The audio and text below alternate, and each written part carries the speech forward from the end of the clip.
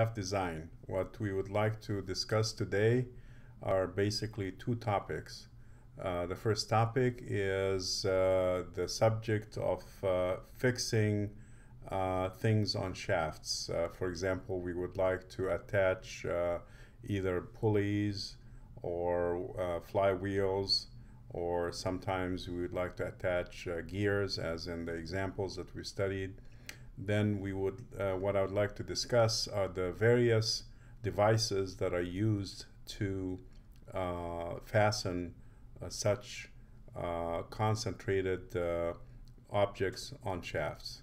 Specifically, we'll be interested in gears. And then the second topic that I would like to cover is the topic of tolerances and fits. Since shafts have to fit sometimes inside hubs of gears or flywheels or other regions in a bigger design, then we would like to know if it's going to be a loose fit or a very snug fit. And in case it is a snug fit or a very tight fit, what kind of level of stresses that we have to design for. So let's discuss first the idea of attachment devices in shafts in general.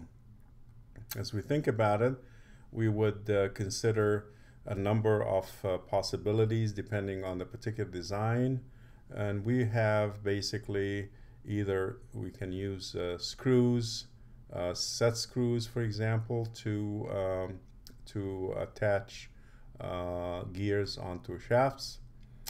We can use pins which penetrate into the shaft. We can use what's called keys, and the keys are just small objects small pieces that we shape in a certain way to attach a gear on a shaft. And the objective of all of this is to be able to transmit torque. So they have to be designed, the fasteners that we would choose, they have to be designed to transmit torque, and generally that's by shear. So we talked about set screws, we talked about pins, we talked about keys, and the keys have different configurations that we will see a couple of them. And then all of these three objects, pins, keys, set screws, their function is to transmit the torque. So they have to be designed to such that the torque is transmitted properly, that they themselves do not fail or break as a result of shearing, and that they themselves do not introduce excessive stress concentrations on the shaft. On the other hand, if we want to locate a gear on a shaft or a pulley or a flywheel, we have two options.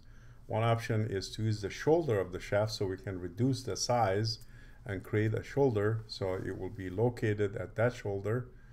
And then we use one of the fasteners that I talked about in addition to the shoulder, or we could also put the gear against the shoulder and then use a retaining ring to locate it and not allow for any sloppy motion of these devices on the shaft.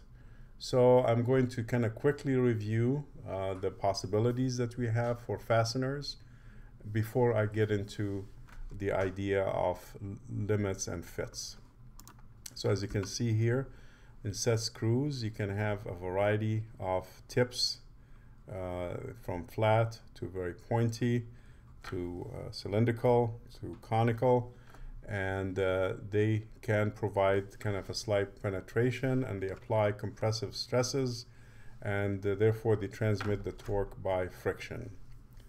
On the other hand, the set screws have different sizes, and each size of the screw is indicated here. That goes in inches, so you can see the inches here. These are number 0 to number 10. They're actually very, very tiny set screws, and they are measured in holding power either by two indices. One is the seating torque in pound-inch, and the other one is the holding power, which is the force that will kind of make him loose. So when you select for very large torques, for example, 7,200 pound force, then the set screw has to be has to have a diameter of the order of 1 inch. So you have these design tables to choose from in case you have an actual design to work with. The next fastener that we talked about is the key and pin. Both of them are here.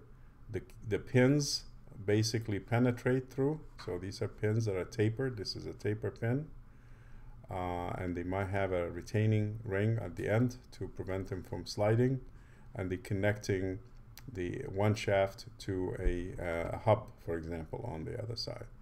And the other one is the key, and the key is just this little either cylindrical cross section, square cross section, or cylindrical cross section that provide resistance to torque and the force, as we will see later. The table shows you the taper pin sizes, and those we can select from table 7.5, while the keys, they have standard square and rectangular sizes depending on the shaft diameter. So the shaft diameter is 5/16 of an inch to 7/16. Then the width of the key is 3/32, 3/32. The width and the height are the same. There's a square. And the keyway depth is 3/64. So the depth here is half of the width and the height. So it's sticking half into the shaft and half into the hub to allow for force transmission. We cannot make the key very long. If you have the key, you cannot make it too long. So it should not exceed 1.5 times the shaft diameter. Otherwise, it will start twisting, because if it's too long, then it will kind of, the shearing force can twist it. So the solution, if we have a great torque, then we just have multiple keys to transmit that torque. Next is the different types of keys that we've talked about. The basic key that is used has a square cross section, or could have a cylindrical cross section, and it is inserted halfway into the shaft and halfway into the hub. And the hub will have on it the gear, obviously, so it will be a location device. There are two other types of keys that are generally used.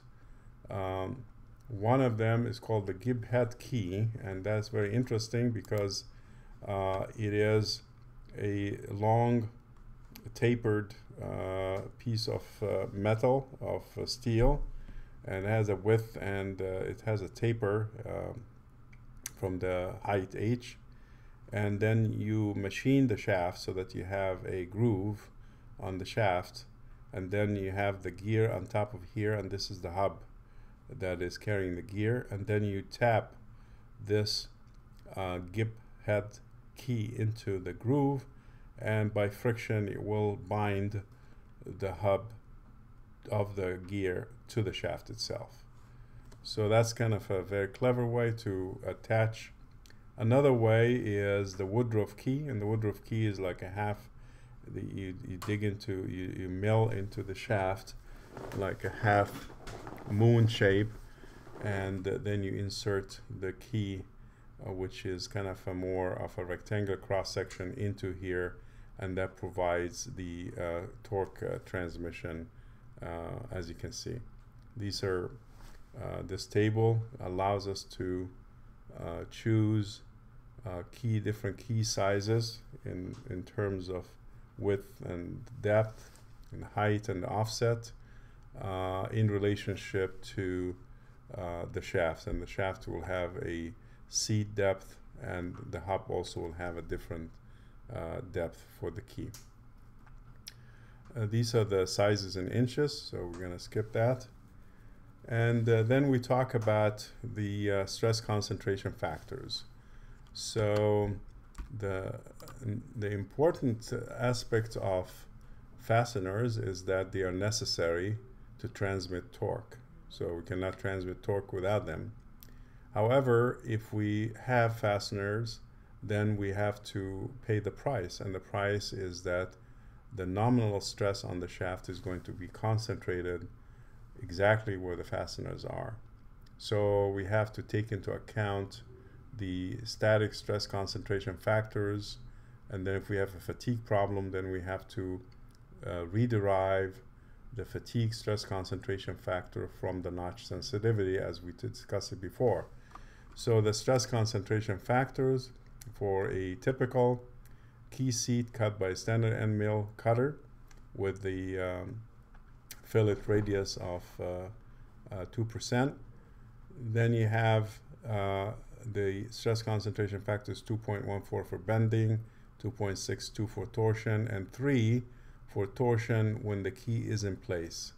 So this tells us that if the key is in place, the stress concentration factor is even a little bit larger. So let's take an example here, and in this example I'm going to discuss how we design a key and select the right size, given that we know the torque system that will be transmitted by that key. So in this example we have a shaft UNSG 1035-0, and it has a yield strength of 75 KSI. Diameter is 1 7/16, and it rotates at 600 RPM, transmits 40 horsepower through the gear, and we want to select the appropriate key.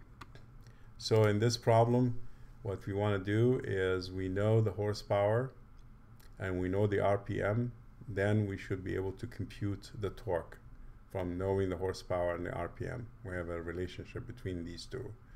Once we know the torque, we know the distance from the key to the center of the shaft, and that is basically the radius of the shaft. So if we assume that there's a force at the interface, that force will do a torque of the value of the force times the radius, and therefore we should be able to find the force that is acting on that key.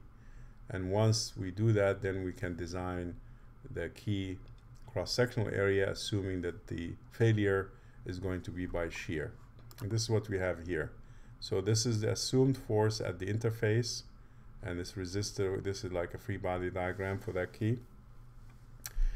And F times R is the torque. So the next step is to find the torque, and the torque is 63,025 times the horsepower over the RPM. And that gives us 4,200 pound force inch, and therefore we can find the actual force, as you can see here, as 5850. And then if we assume that we have yield by shear, we don't know the yield strength in shear because we know the yield strength in tension. So I have to convert yield strength in tension to that in shear. And if you remember the distortion energy theory, the conversion is that from yield in tension to yield in shear, we have to use this factor 0.577 for the conversion. So we're designing for shear stress at 37.5 KSI. And now if the shear is the failure by shear, then the shear strength over the factor of safety should be equal to the force divided by the area. And from that, we can compute the length, knowing that we have the T. If you look here, the area is T times the length, because we're designing for how long is the key. But we know the thickness, T, in here by design. So this T is known in this case to be 0.375, and we solve for L. However, if we want to resist crushing, then we just use half of that area, half of this area, and that gives us a length of 1.34, a longer length.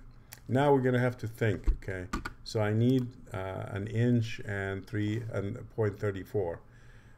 Do I have that size?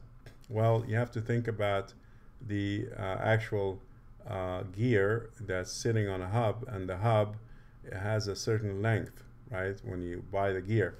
And that length is usually greater than the shaft diameter. So since the shaft diameter is 1, we have looked at the shaft diameter here as 1.1 and 7/16, then the hub length is going to be longer, so maybe 2 inches, and therefore our design for the key, if we use a key of 1.34 inch and mill it into the shaft, we will be safe with a safety factor of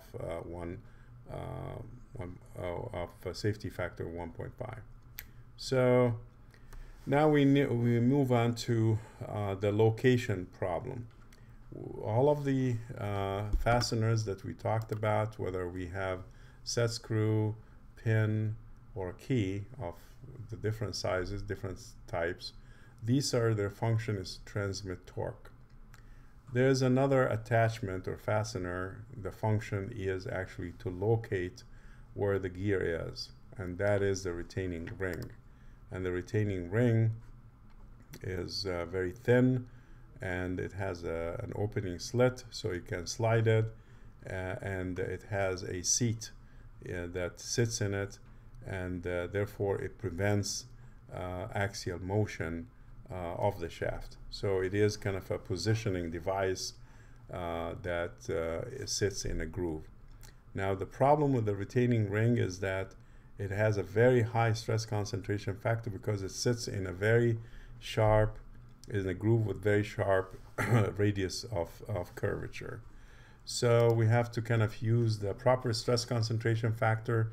And if you remember when we did the last design for the gears, we found that after we satisfied all the requirements and then we started locating the gears with the retaining rings, we had to redo the calculations, because although the stress levels nominally are small, but then we have a stress concentration factor of 5 in these areas where you have a retaining ring, then you exceed the stress limits, and we had to resize the shafts again.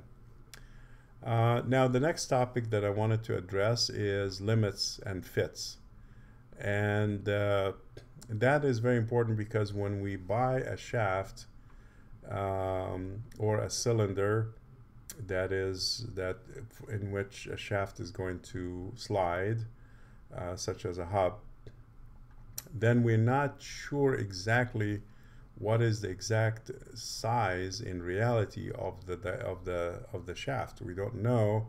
We have a nominal value, say it's a 1-inch diameter shaft, but if you measure the diameter, you will have a variation that could be plus or minus of a few mils. 1 mil is 1,000th of an inch. So to prevent kind of haphazard machining of shafts and non-standard shafts that fit into hubs and so forth, we can get in trouble if we just buy something off the shelf and it doesn't fit. So what we want to do is go through a system of standards to make sure that we have the right designation of the fit that can meet the design requirements.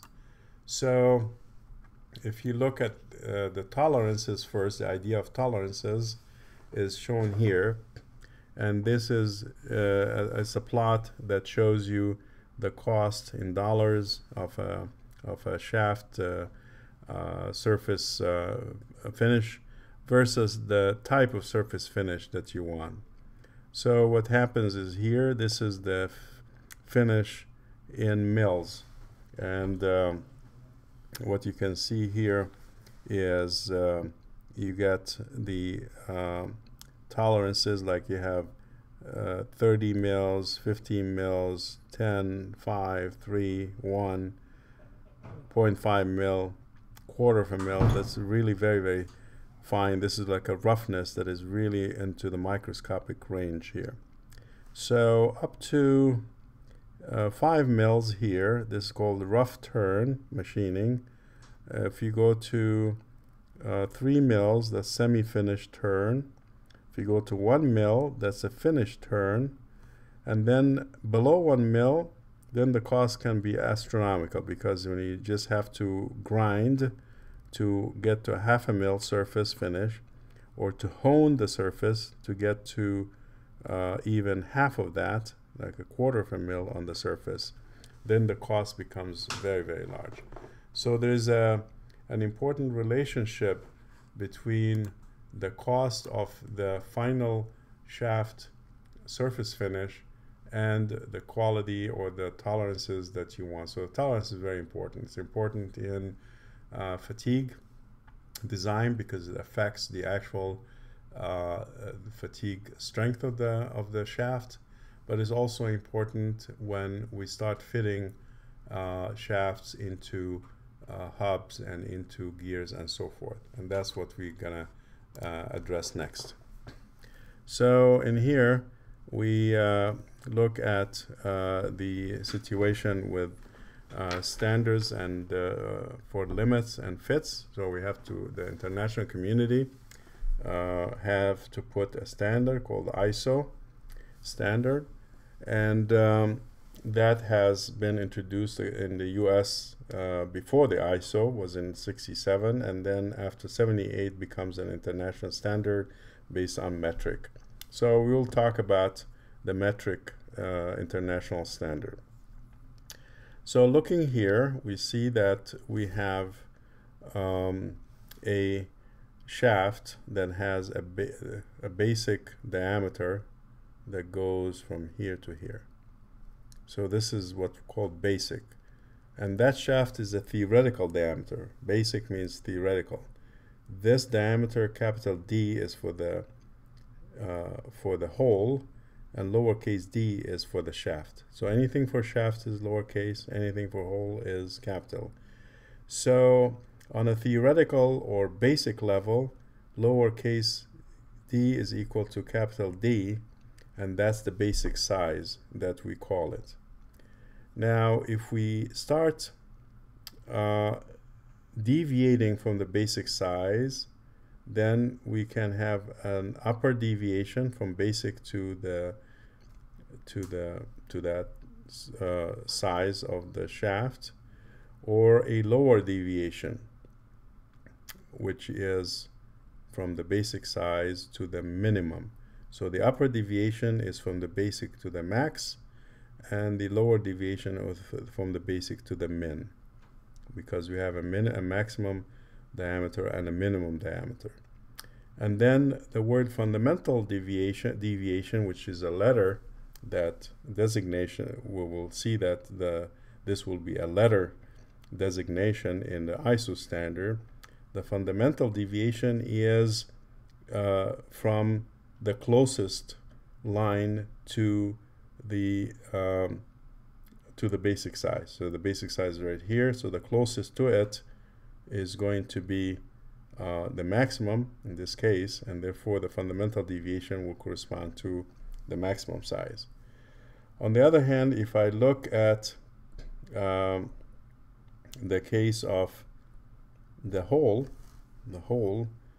has, again, the basic size is right here, and then it has a lower deviation, which is now the maximum of the minimum of the diameter of the hole, and the upper deviation is the maximum diameter of the hole. And then the fundamental deviation is the closest again. So this is the fundamental deviation, so it will correspond to the minimum. So fundamental deviation, which is a letter, will correspond to the minimum of the hole, and the fundamental deviation, which is a letter, corresponds to the maximum of the shaft. So we have to consider three things. One is the basic size, and the basic size is a nominal value. The tolerance, which is the difference between maximum and minimum size. and the deviation, which is the difference between the size and the basic size. So with these definitions, we are able to use grades to be consistent across the world. And in this case, we have an international tolerance grade, and these are numbers to designate a group of tolerances. So they call it IT grade, IT numbers. So generally ISO goes from IT0 to IT16, but in practice we use IT6 to IT11, as we'll show you. And these specifications for the IT grades are shown here.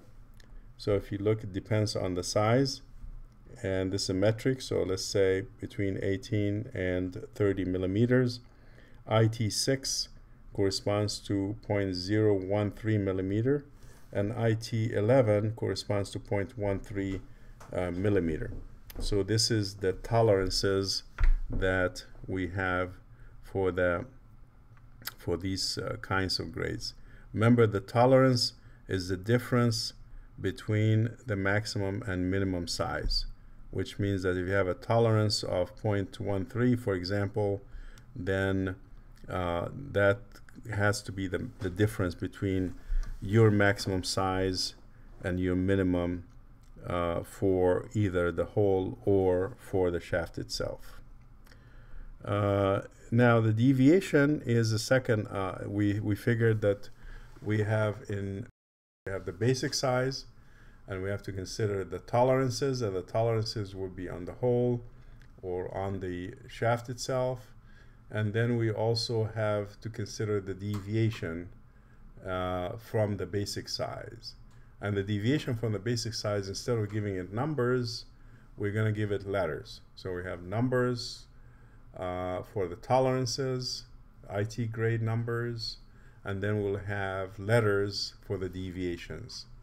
So the deviation, it is the difference between the size and the basic size, and it has an upper deviation between the maximum and the basic, lower deviation between the minimum and the basic. And the fundamental deviation is either upper or lower, as we discussed it, depending on which is the closest. So if you look at now the designations in the ISO, we have letter codes, we have shafts with clearance. Clearance fits means that they don't have, they can clear each other, the shaft can clear the hole. With transition or interference fit means that it's possible that you have some interaction between them, and therefore we can select the deviations accordingly. So the shafts with the clearance fits have the letter codes C, D, F, G, H, and with the transition or interference fits have K, N, P, S, and U. So that is now clear in this table, and in this table we have upper deviation letter and lower deviation letter. So the upper deviation letter is the C, D, F, G, H, and you can see, depending on the size, the basic size, then each one of these letters indicates a particular deviation. So the letters from the alphabet on the beginning side of the alphabet are negative, so these are actually loose, and on the upper side of the alphabet they are positive, so you have some kind of interference in there. Now we try to conclude this idea here by having a designation that everybody can follow. So if we have a sliding fit, which is nominal to nominally for 32 millimeter diameter shaft, and we would like to put it on a hub, So we're going to specify it as follows: 32H7G6. So what does it mean? Okay, well, H is for hole, so that's the hole side, and this is the shaft side. So hole here, and this is shaft. And 32 is a nominal value of the diameter, which means it's the basic side. And then we have to look now for two things. One is the deviation, and the other one is the tolerance. So if we look for a hole with an IT grade of 7, okay, the tolerances are numbers. So ID grade of 7, then we look up the tolerance delta D for the hole from the table. Now the shaft itself has an IT grade of 6, so it will have a corresponding tolerance from the table also. So we have 7 and 6 are tolerances. Now for the deviations, we have here the deviation G, this is the fundamental deviation and is specified by the letter code G, which correspond to the table A12. Like if you look at the letter G, then these are the deviations that we have to select from. So with that, we have with this designation, we have now complete understanding of the basic size, which is right here. On the hole side, we have the tolerance is 7. On the shaft side, the tolerance is 6.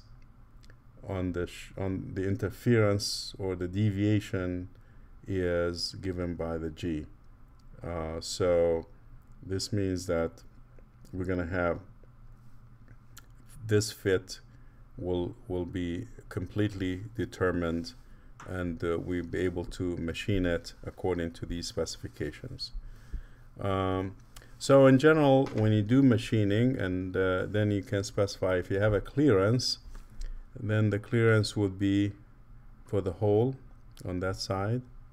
These are the different tolerances that you have, and for the shaft you have the same tolerances on this side, and then you have a deviation indicated by C, D, F, G, H, so you know that this is loose, so this is all clearance. And then you can classify it as loose running fit, free running fit, close running fit, sliding fit, and locational clearance fit. So everything here is actually loose because you are designating the deviation from the lower letters of the alphabet, C, D, F, G, H, indicating exactly that you have a clearance. So if you go to now transition or interference, then you go into the KNPSU. So the deviation is positive, so there's kind of interaction between the shaft and the hub, and the tolerance here are given by the letters IT7 or IT6, and depending on that we have a locational transition fit or locational interference fit. So right here we're going to start having strong interaction, medium drive fit, and force fit. So something like this H7U6 can transmit a lot of torque because you have to push them into each other to be able to assemble the shaft and the hub. And therefore we'd be interested now to understand how we can compute I just leave these examples for you to read, but I want just to talk about the stress in interference fits. So now we are able to, from the ISO designation, from the whole side, we have, remember that the numbering system is that we have the nominal diameter, and then you got an H, for a hole, and then you got an IT grade that tells you what is the tolerance, okay, up or down from the basic side. And then on the shaft side, you have the letter code for the deviation, and that letter code, if it is from the first group in the alphabet, it's loose. If it is from the latter group of the alphabet, is fit. And then as you go higher, then you can imagine that you have to force fit them together, and therefore you're going to ask yourself, if I force fit them together, then what kind of stress would be on that system? So this is the last question that we want to study right now. So in this case, we remember from chapter 3, we developed all of the stress equations, and in particular, if we have an interference, then there's a pressure at the interface, and the pressure at the interface, depending on the elastic moduli of the two materials, and the inner diameter and the outer diameter of the two fitting materials, or the two fitting cylinders, basically, we can determine the pressure. However, if they're made of the same material, then the equation becomes simpler. And in this case, we can substitute here the diametral interference as the difference between the diameter of the shaft and the diameter of the hub, which can be from a minimum to a maximum when we take into account the tolerances. So it will be d min minus capital D max gives us the minimum delta, and vice versa will give us the maximum delta. And then for each one of these, we can get a pressure at the interface because the delta is determined. And from the pressure at the interface, obviously we'd be interested at the worst case scenario, which is the maximum right here.